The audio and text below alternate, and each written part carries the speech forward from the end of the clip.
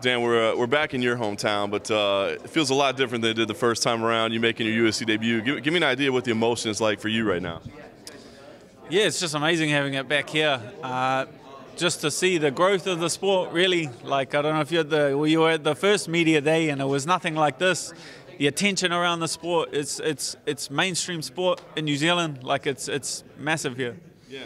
How about the attention around you personally? I know that you've wanted to kind of help the sport grow in New Zealand, so I'm seeing the attention that you're getting today. Is that exciting to you? Is it fun? Is it a little difficult to think about? I can take it in my stride. Like, all these people, they put a lot of hard work into the sport as well. I know you do. You understand, they love the sport. They have passion for the sport. Like, I know all of those people interviewing me personally because they're constantly in my gym. I think on Māori TV, they do a show a week on someone from my gym. So it's just incredible. There's a lot riding on it being back home. Very cool.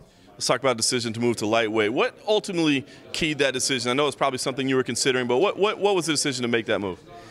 Yeah, so I saw a quote the other day, and it says, I never make the same mistake twice. I make it 5 or 6 times just to be sure. And after the 6th time, I was sure, That's fantastic. How much different is fight week then for you? I mean, what was a fight week like trying to cut to 145? Like, what were you eating? What were you feeling like?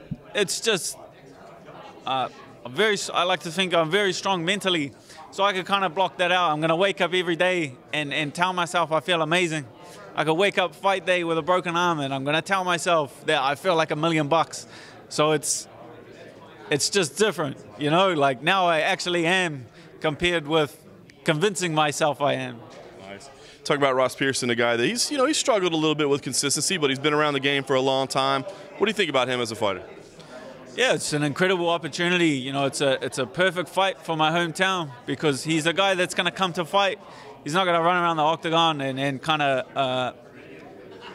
He's going to come to fight, and he's going to push the pace. He's very well-rounded, and it's nothing but respect for Ross and what he's accomplished in the sport. I'm just looking to put on a show for my home crowd. Nice. And, you've had some losses as well, but guys like Jason Knight, Yair Rodriguez, who are really accomplishing things in the featherweight division, did that give you a sense of kind of where you stand and what you think you can accomplish in the UFC? No, not too much. Depending on those performances, I'm just looking to I don't look back and make excuses for anything. You'll never see me tell you anything, or I moved up because this and that. Like, I'm just focusing on myself and the improvements I can make, and that's all you can do in this game is get back up, dust yourself back off, and get back in there. That's the shortest way to where you want to get to. So when you see this thing playing out, you want to put on a show. And does that mean a back-and-forth, 3-round fight of the night type war? Or does that mean, going there and performance of the night type bonus because you put them away so impressively? Man, I've prepared for war. Like, I've prepared to push it to the limits. Like, kept it pretty general. Like, there's nowhere that Ross is a slouch. Like, he's sharp everywhere. He's sharp on the ground, wrestling, striking. There's no single position that he kind of has holes. So I've just prepared for the worst, and I've just pushed my body to the extreme limits for this fight, mentally and physically. So I'm preparing for war. That's it.